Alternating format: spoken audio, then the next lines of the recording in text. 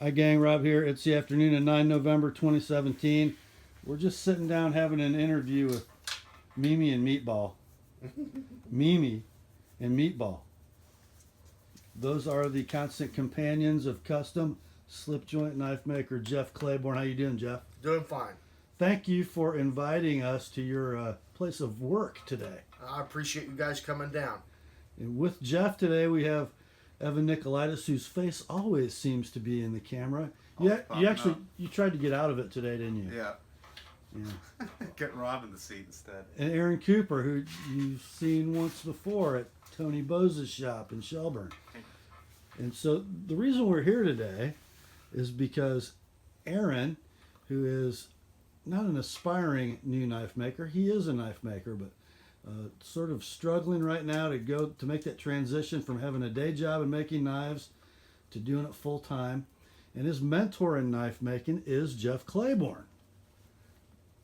And Jeff, would you tell everybody, because I don't think we've ever talked about you on this channel before, tell everybody a little bit about yourself, how long you've been making knives and that kind of stuff. I've started making knives in 1981, so right out almost 27 years. Started out making straight knives, went into folders, got the bug real hard, and we turn out a folder a week or try to. Any size, any style, any shape, vintage style type folders. 2-blade, 3-blade, 4-blade. It's just what I really enjoy and what I really like. Awesome. And this is your shop in Franklin, Indiana, just south of Indianapolis. Pretty neat little town too. And so how did this come about between you and Aaron? How did you get to meet him? And I had a forge on for sale, and he called me up and wanted to come down to look at it, and he come down to look at it, and I fired it up. I don't remember if he bought it or not. Nope. He didn't buy it. He thought he thought I was an ass, and he left. And then he seen my shop and he loved it, and then he called me up and said, I want to make knives. And I said, well, everybody and his brother does. Come on down. And I figured he would make it maybe an hour or two, and he's been with me 4 years now, and he's almost getting as good as I am. In fact, I'm starting to have to push myself harder to keep ahead of him. that's pretty cool. And we were talking about this a little while ago. You sort of do it like Bark River does a grind in. Somebody wants to learn how to make knives. For $300, what do you do? For $300, you make your first knife. I include everything: the steel, the handles, pins, glues. I stay beside you the whole time, talk you through it. You do 99% of the work. I won't let you screw it up. You get your knife totally done. You put your name in it and everything with the pantograph here, and when you get it totally done, we test it, and if you're not happy with it, I'll give you your money back, and I'll take the knife. And so far, no one's ever done that. They have really been happy with what they've done. 99% of the people will make one knife. They will find out how much hard work and hand work it really is in one. Like, they think they're going to make one in one afternoon and find out that they're going to come down here 6, 7, 8 times for 5, 6 hours at a time to get one put together. And so that one and they're done, or sometimes 2 and they're done. But so they realize fairly quickly that making knives isn't exactly what they wanted to do. Well, they think with all this machines that it's almost like the machines does everything. You don't have to do much, but it's called handmade knives for a reason. The machines get you close. From there on out, it's all hand done with files and stones and sandpaper, and and it's all done by hand. And it's just a lot of work. There's a guy in Shelburne, I think. He's got a sign on his wall that describes exactly what Jeff is talking about. What's his name? Bose or something? Something like that. Yeah. It said, I don't know if it was easy, a bunch of girls would do it. If it were easy, a bunch of girls would do it. but every now and then I'll get somebody like Aaron that comes in, and he don't have a passion for it. It's in his blood. He's like me. I think if you told him he couldn't make another knife the rest of his life, that he'd be dead in a year. He's like me. I mean, He can't stop. It's like a disease. I can't stop. That's true. Is it true? Yeah, it is, definitely. I even visiting with, what was his name? Tommy Bose? Tommy Bull? I don't know. Anyway, Some visiting old with guy. him yesterday, I could just picture myself that old and still making, still making knives and just loving it as much as the first time. That's cool. What's been interesting for me to watch is the three of you guys sharing ideas and methods with each other. I watch the exchanges and listen to what you're saying, and one of you will say something, and the other guy will get a funny look on his face, like, "Why the hell did you ever do that?" and sometimes the light bulb goes on, and the look says, "I'm going to use that." So it's pretty neat to watch you guys interact as knife makers. That's what's fun about hanging out with other knife makers. Yeah. You just share ideas. Everybody's got their own way of doing stuff. Everybody's got their own way that they think about it and why they do things, a reason for everything. But we always help each other out. It's an awesome community. I can remember, over 25 years ago when I started, there was no books, no computers. The knife makers was out there. They really wouldn't give you any information. They're like, "Hey, just buy my knife and forget it. You don't want to do that." And I had to learn the hard way, by making mistakes. And I decided right then and there that I would never keep anything from anybody. If you want to learn something, I'll teach you. If you want to know how I'm doing something, I'll tell you. I have no secrets. And it made a lot of people mad because I was giving away too much information. But now with all the videos and books and computers and stuff, you can get a pretty good idea of what's going on. There should be more. About slip joints, there's Yeah. not enough out there. No. I mean, best way to learn about it is calling up another knife maker and finding out. Going to somebody's shop and seeing it. Well, that's the key. The second part, going to the shop, watching, and then doing it with your own hands. I've tried to make videos about sharpening. And then I get emails from people. I tried to do what you said, and I can't. There's no substitute for being together in the same shop, using the same equipment, and having your hands learn the process, right? Yep.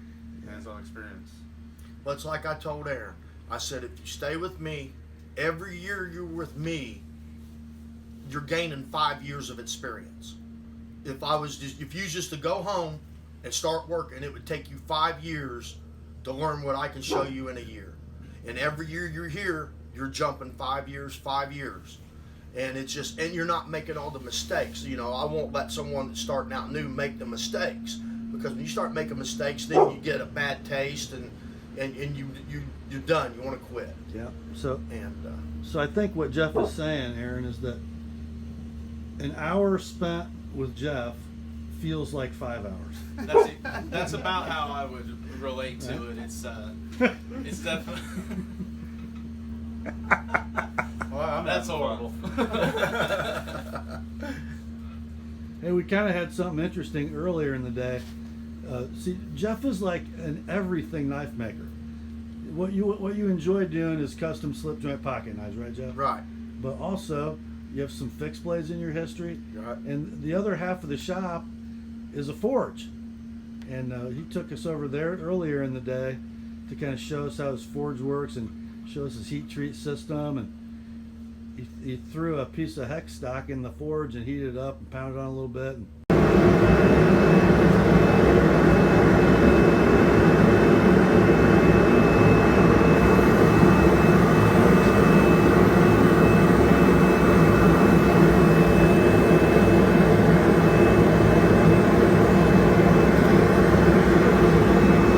You can pull this out. You want to lay a piece across.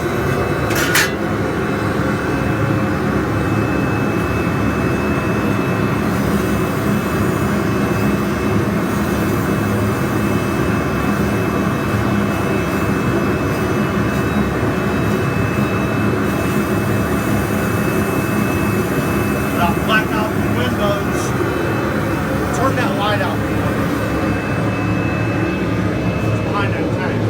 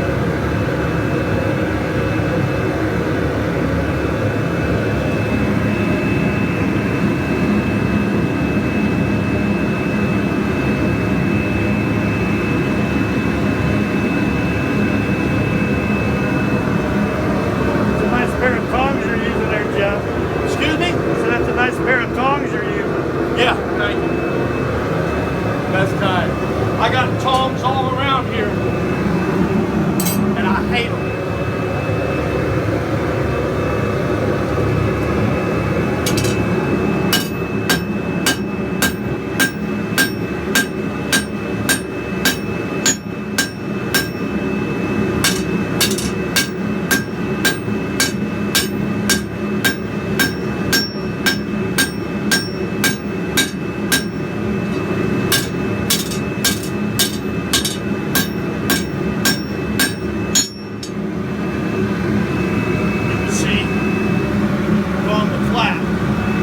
This is X.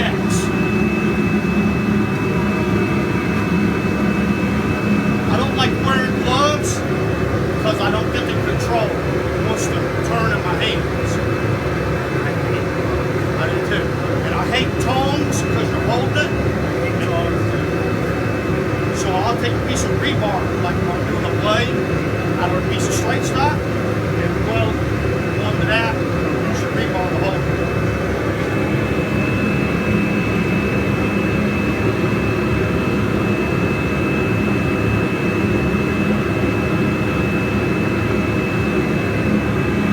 Stretch it out here on the horn too.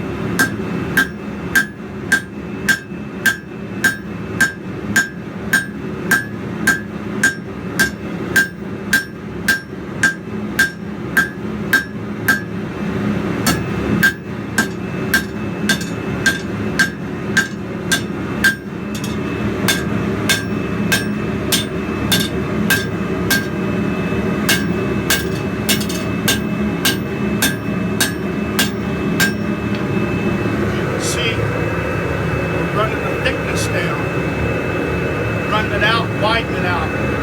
Put it on the horn and widen it out.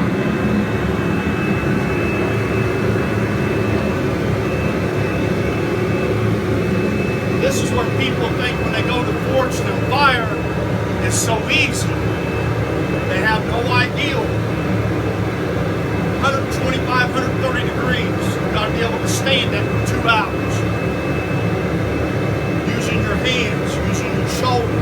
Never use your wrist. Use your shoulder coming down. You got more muscle in your shoulder than your wrist. You'll wear your wrist out. You can see there, you notice the dart coming in, running out of heat. If you keep heating it, you're going to make cracks in it.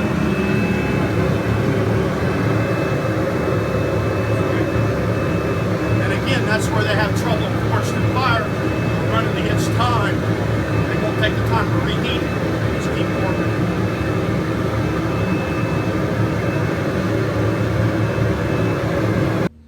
Then he said, he looks over to Evan and he says, "Hey, you want to hit it a couple times?" Well, 2 hours later, Evan has a forged kukri. I love it. And you look darn good doing it too, by the way. Thank you.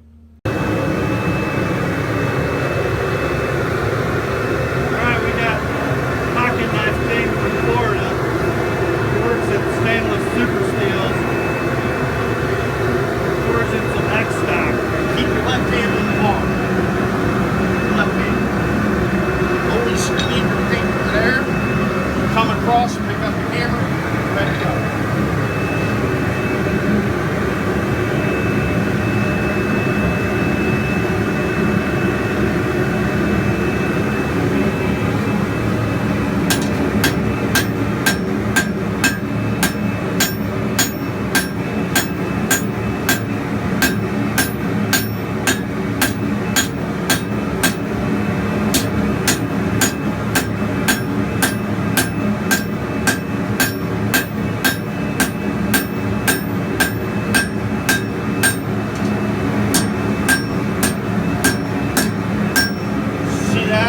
Stay in front of it.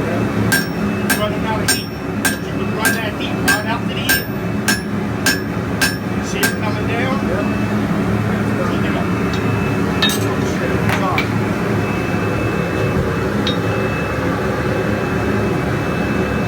Always keep your left hand on the steel. Keep your hammer wherever you want. Got a what? On the switchhitter. Got a what? On the switchhitter.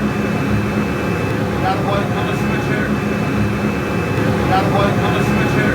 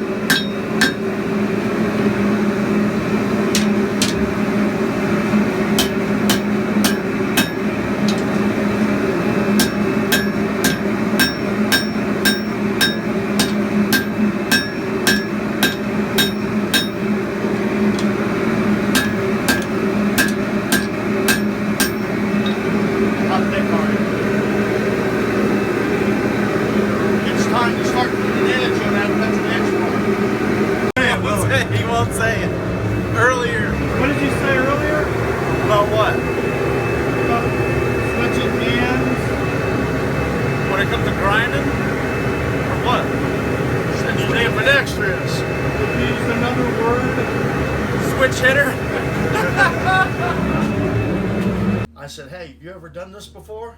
I didn't know he'd been forging any, but evidently he'd been forging. Times. Only a couple times, but Are you I like now? Are you gonna finish this knife? yep. Yeah. Oh yeah. Hang it up on my wall with the 3 others I've made. I guess we should have handed him something besides 1008 bar. Yeah, should have. I thought it was just a practice run. So if whoever buys this knife, just understand it's a wall hanger. Kidding. It's L6. Yeah. Yeah. But Evan, you did a nice job. Thank you. It's a lot of fun. It's a lot of fun, and it's a change up. I only make slip joints in my shop. Stock removal fixed blades. They're all right. Forging fixed blades is a lot of fun for me, but in the Florida heat, I'm not setting up a forge, and I don't have the room to do it inside. Right. So I'd be dying out there. But I love visiting, bladesmiths and pounding something out. Now, we talked about this a lot earlier today too. Would it be our sort of consensus that from a performance standpoint, in many, many ways, stock removal is superior to forging a knife? Yeah. But is there something special in the process of making a knife, that memory of you taking that raw piece of steel and pounding it into the shape that you wanted it while it's red hot? Yeah. Moving hot steel, there's nothing like it. It really is, you're putting your blood and sweat into the blade, literally. A lot of blood. And no power hammer in that shop either, is there? Nope, I sold my power hammer. We went straight to arm power. Yep. There's a buddy of mine, Lon Humphrey, of Lon Humphrey Custom Knives, who, he sort of had that same, he was very proud of his shoulder. And as his knives started to gain traction and he, started to make them in batches of 50 or 100, he got a power hammer. I had a power hammer, but they're dangerous and they're noisy, and the neighbors didn't care for it too good. So Yeah, they don't even like your manual hammer, do they? No. They get over it though. I'm known as the crazy guy on the street to stay away from. No, there's a shocker. I wouldn't have guessed. You got swords hanging on your wall. Stay out of that house. Oh, that's Mama's. She wanted me to make her a Viking sword. I saw that. That's awesome. So guys, if you're looking for real estate and you like to take naps, stay away from the south side of Franklin, Indiana. Yeah. So what are we going to do the rest of the afternoon? I saw some little screwdriver looking cap lifter tool, Aaron, in your hand. You going to finish that today? I don't know how far I'll get, but this was just something a little smaller that I could have Evan show me some of his techniques on hafting and getting such a good, consistent radius on his domes. And that's just a little piece that's going to get me a little bit further toward being where I want to be. Right. I admire a lot of the shape and style of what Evan's doing, and anything that I can incorporate into my work that's going to bring it up a level. Right. I'm grateful for, and Evan and Jeff just freely giving of their time to help me improve. I since I started making knives, I would say Apparently Guard dogs. Mimi doesn't like something that's going on outside. Shut up. Meatball, why are you letting the girl do all the talking? he does all the biting. Yeah. Go get him. So just while Aaron's letting the dogs out, to see what he's talking about, Evan, look straight at the camera. Aaron's talking about getting a consistent radius on the dome like Evan has. Actually, your dome doesn't have that consistent of a radius. It's kind of peaked in the middle. Oh, you were talking about the knife handle, weren't you? Yeah, so anything that I was going to say that probably 99% of my efforts to engage other makers with questions and advice have been positively received, and I was surprised by that, that the community has just been so open and helpful in bringing me along, and they actually have a desire for me to be better and to get better and to succeed. Yeah, I think especially when you're talking about makers of a certain age, not that you're as old as Tony, Jeff, but Well, it's more you know- important for folks who are, let's say, mature knife makers. More important to them, I think, generally in my experience, that the craft goes on after they're gone than it is for them to, guard secrets. Would you say that's true, Jeff? Absolutely. Yeah. Secrets isn't helping anybody, and as far as making knives, everybody has their own special way of doing it, but basically it's 99%, everybody's doing it just about the same way. I don't believe in secrets, if I know it, I'll help you. If I don't know it, I'll find out, what was bothering me a lot is, when I first got into this, there was a lot of custom vintage folder makers out there, and then over the years they've kind of gotten older and died off and quit making, and there for a while, for about the last 10 years, there wasn't a lot of vintage folders out there, and I'm glad to see people like Evan and Aaron coming along and starting it up, and This is what I'm dealing with here. and making folders, and filling that void so it goes on. That's awesome. And we've talked about this before on this channel. I just think it's a wonderful, wonderful thing that the traditional slip joint pocket knife has such a following nowadays, and I guess you three would too. Yeah, definitely. Yeah. Yeah, definitely, absolutely. So Evan, I know that you've been sort of instructing a lot this week, because for some reason people think you make a pretty good custom slip joint. Well, some people do. Yeah. So have you learned anything from these guys this week? Oh yeah, a lot about metallurgy. It's like I've been, gotten a little taste of how to do magic.